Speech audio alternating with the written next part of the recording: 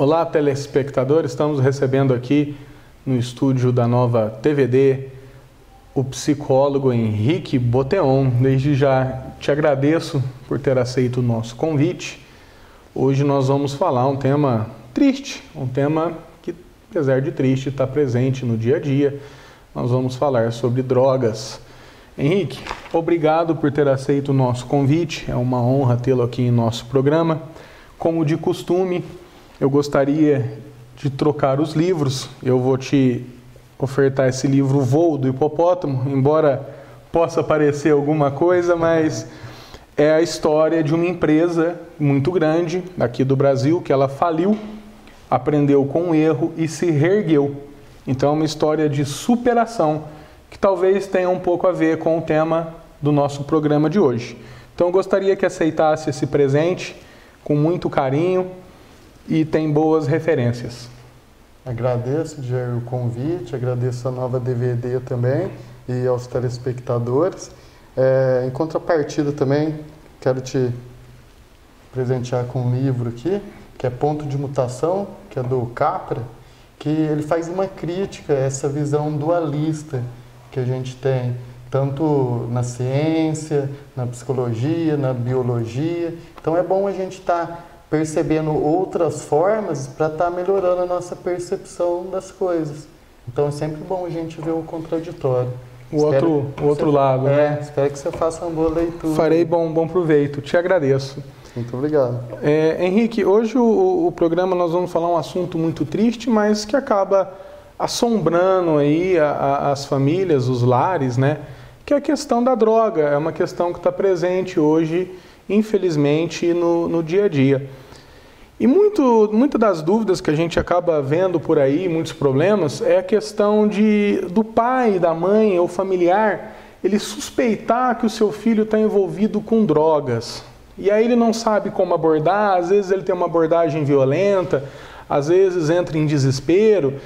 Então eu queria que você se apresentasse um pouco do seu trabalho e nos dissesse a questão dos sintomas, os comportamentos que os adolescentes, os jovens, eles têm quando eles entram no mundo da droga, a forma que os pais, os familiares, até os amigos, eles têm, eles podem se abordar, tratamentos, enfim, gostaria que discorresse aí sobre esse tema.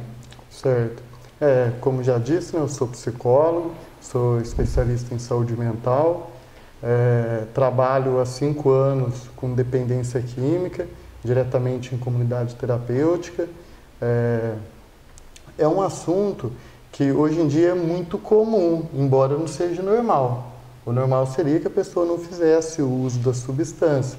Mas uma vez acontecendo, como que os pais devem lidar com isso? Porque principalmente quando o adolescente começa a fazer o uso da substância, ele tem uma mudança radical de interesse. Mas mudança radical de interesse não quer dizer que é do dia para a noite. Quando a gente fala de dependência química, é diferente do uso recreacional de droga.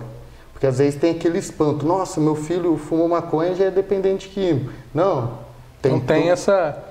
Tem toda uma continuidade, porque ser dependente químico não é somente fazer o uso da substância psicoativa.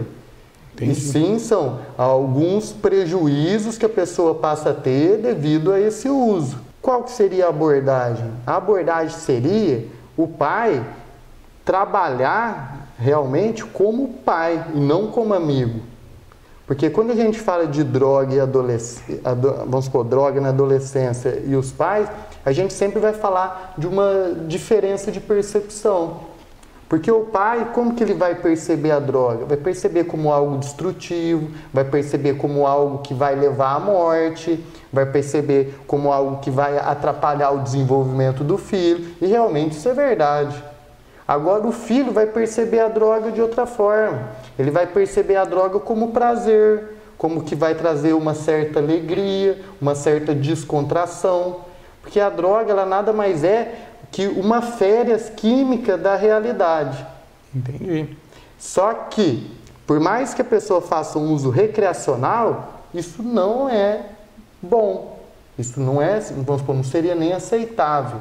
Por quê? Ela traz prejuízo. Não existe nenhum estudo que comprova que o alto uso da substância, conforme ela é oferecida aí na rua, traga algum benefício.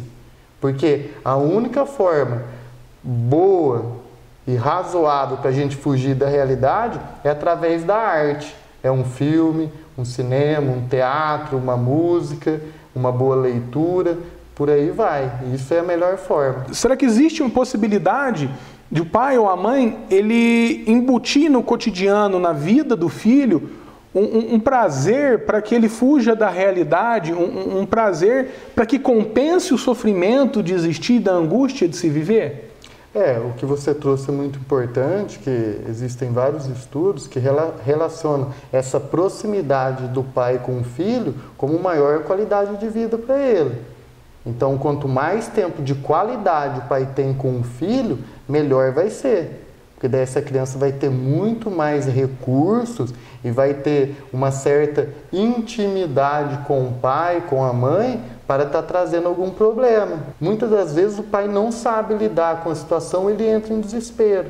Aí aonde que está o perigo? Passa para o filho o desespero também, para o outro para a mãe, enfim, né? Porque ele não vai saber abordar a situação e muitas das vezes ele vai acabar reforçando o comportamento. Entendi. Porque o adolescente ele já é rebelde.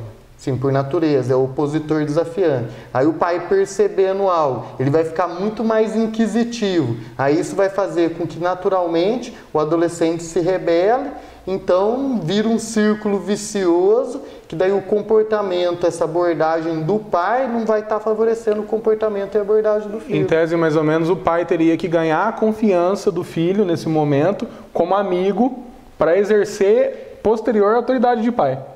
Mais ou menos isso ou não? Eu não costumo usar o termo amigo, porque amigo é muito pouco. Porque daí tem que ser um pai e uma mãe com intimidade. Entendi. Porque pai e mãe é muito mais do que amigo. Que muitas vezes acontece quando o pai quer ser amigo do filho.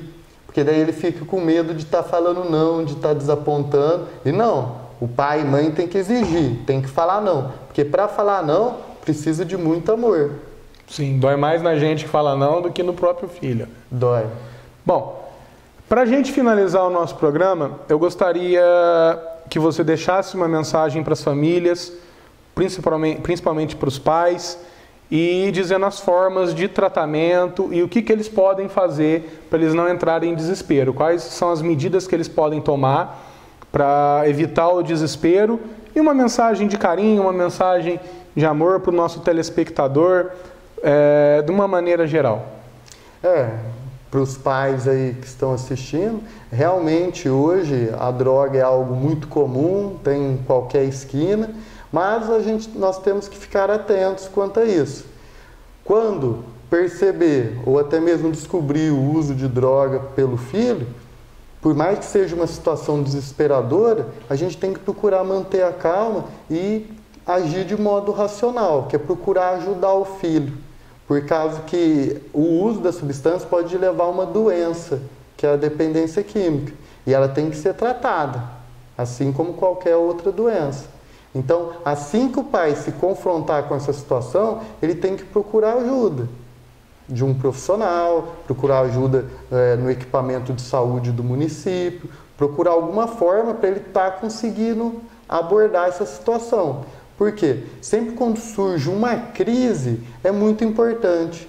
Porque através da crise, uma vez a gente conseguir resolver ela de modo adequado, nós saímos muito mais fortalecidos e tendo muito mais recursos para poder lidar com a situação. E também não se sentir culpado. Porque a gente sempre faz o melhor que pode de acordo com os recursos que temos. Então, quando a gente olha para o passado, todas as escolhas que nós tivemos foi a melhor que a gente poderia ter naquele momento. Então, a gente tem que estar indo em busca de ter mais recursos para lidar melhor com a situação. Ou seja, pai e mãe mais íntimo do filho, o risco de drogas é menor. Isso mesmo. Por isso que a gente tem que trabalhar na prevenção. Então, desde pequeno, sempre procurando ter uma intimidade com o filho, para poder estar orientando, não ter medo de falar não, tem que falar não quando necessário, porque o pai, muitas das vezes, ele comete um erro de querer ser amado. automaticamente o filho vai amar. Então o pai, por amor, ele tem que falar não para o filho, independente se o filho vai gostar ou não. Entendi. Muito bom. Agradeço a sua participação. Agradeço mais uma vez o convite, agradeço a Nova DVD e os telespectadores aí para a gente ter a oportunidade de falar um pouco sobre esse assunto tão complexo. Muito obrigado e até mais.